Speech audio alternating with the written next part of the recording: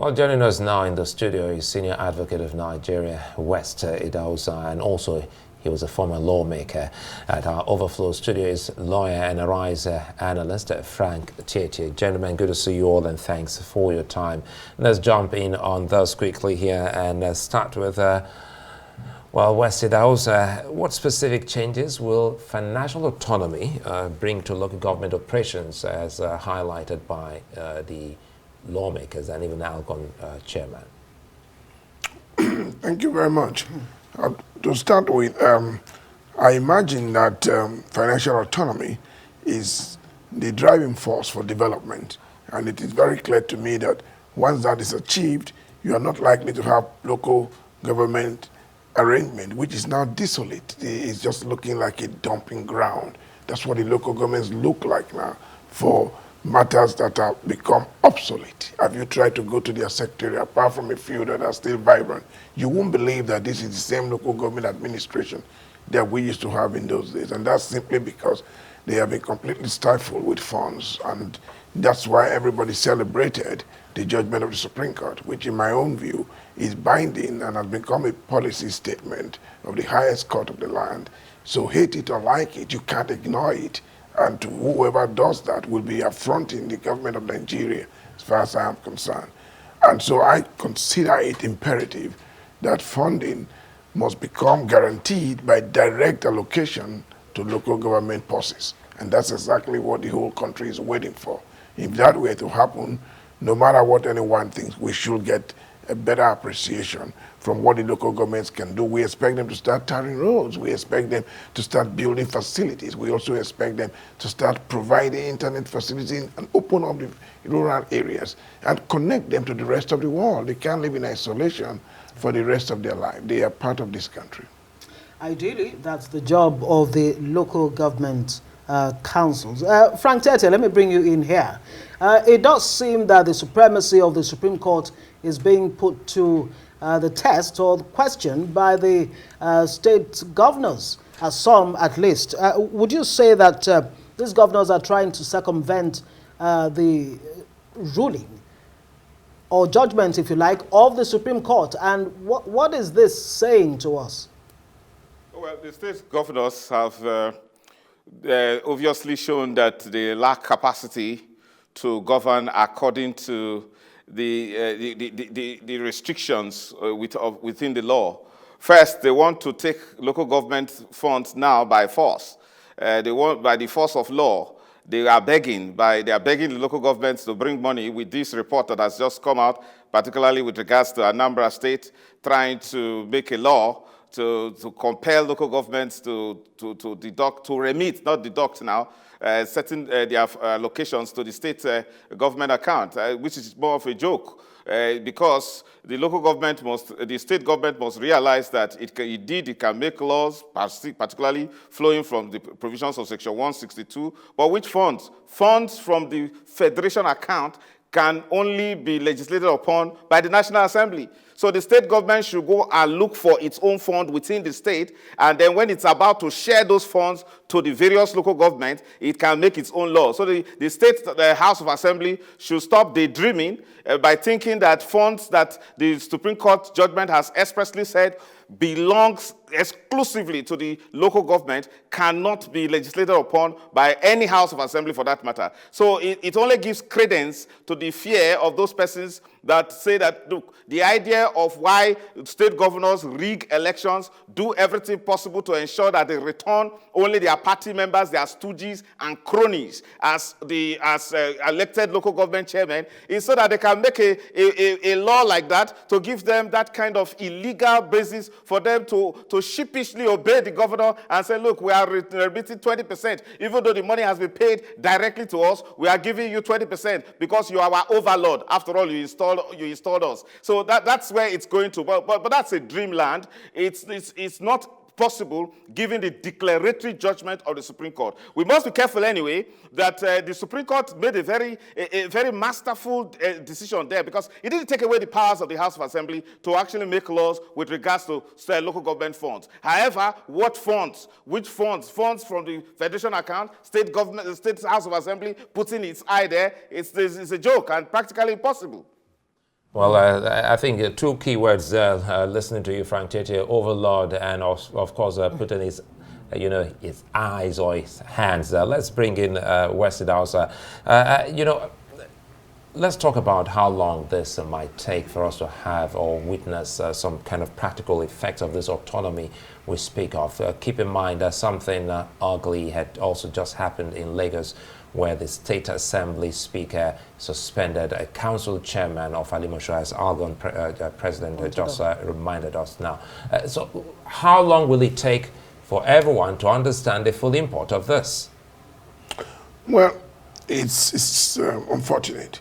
We've been on this journey since 1999. We are not so young in this business.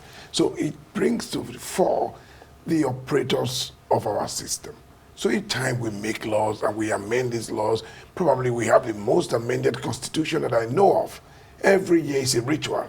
The problem is not with the letters and the spirit. The problem is with the operators.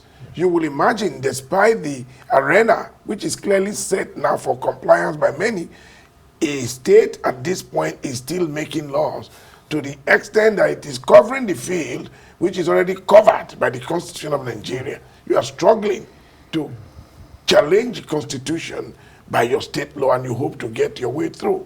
And so it comes to the point of how far do we need to go to say that we have, and now we are now accustomed to the basics of democracy. How far? When will our politicians learn? When do we submit ourselves to the sovereignty of our country? When do we accept the fact that this democracy requires sacrifice and that we need the discipline to be part of the system? When will that be? I ask them. When? $1 million question, really, if you ask me. Now, Frank Tietie, is there any kind of ambiguity in the ruling of the Supreme Court or the Constitution itself? That section 162 that you referred to, subsection 6, says it actually provides for state and local government joint account. Is there a need for an amendment of that section to provide for more clarity, even as the President of the Senate, Godswill Akpabio, alluded to?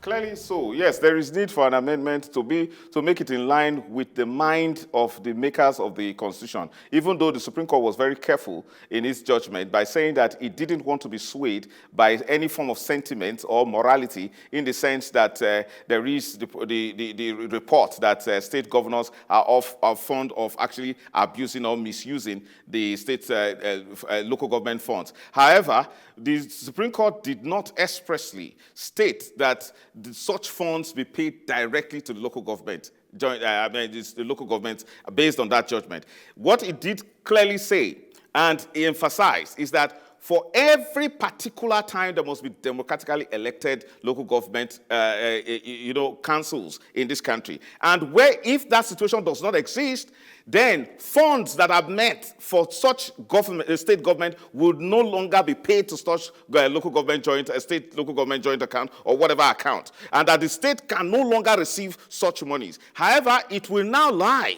in the discretion of the federal government, particularly the federal government, particularly the Ministry of Finance, to pay such monies directly to the local government councils. Now, based on that judgment, if one person, even if it's a councillor, is unlawfully removed, or a chairman or a council is unlawfully dissolved, which means that that state can no longer receive its funds that are supposed to be paid to the state government, particularly with regards to local government funds. Now, so in that regard, it's a declaratory judgment. What it means is that it's simply stating the position of the law. It's saying that the state particularly makes an order, the Supreme Court makes an order, that an injunctive order for that matter, that no state whatsoever, whether it's a House of Assembly or it's the Attorney General or Commissioner of Finance, can in any way touch any fund that is meant for the local government. So it is meant to be 100% to be given to the local government. However,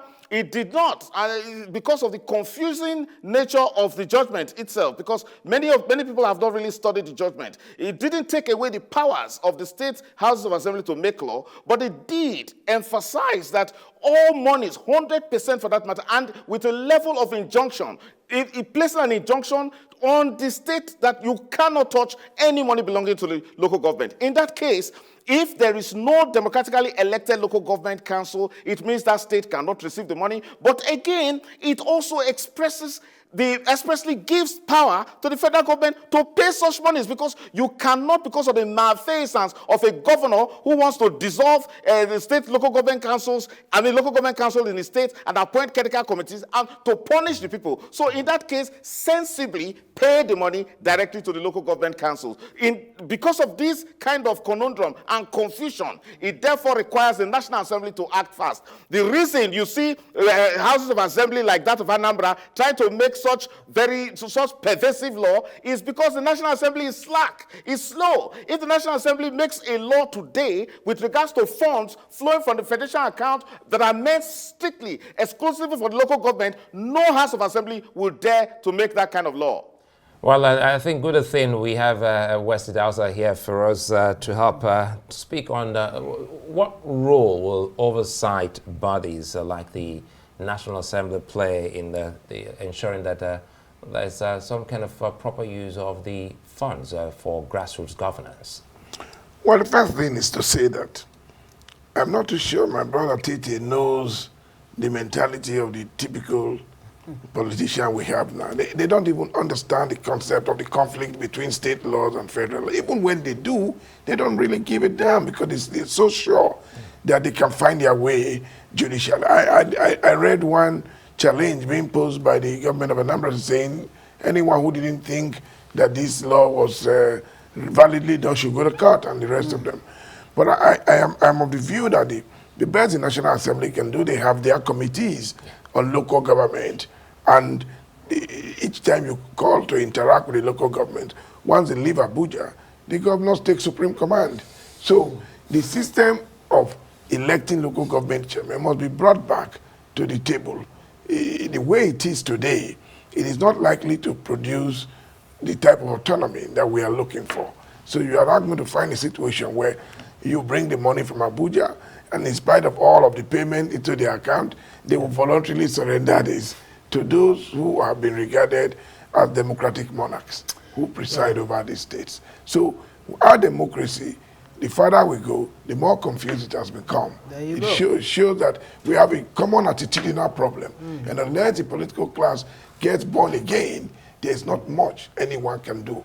From 1999 to today, it has been a downward trajectory. Regrettably, I say so. Unfortunately. Meanwhile, the rule of law is meant to guide and check these excesses on the part of not just politicians, but every Nigerian. We'll have to say thank you very much, West Idahosa, Senior Advocate of Nigeria and former lawmaker. Thanks for joining us. Frank Tietie is a lawyer and a RISE analyst. Thank you.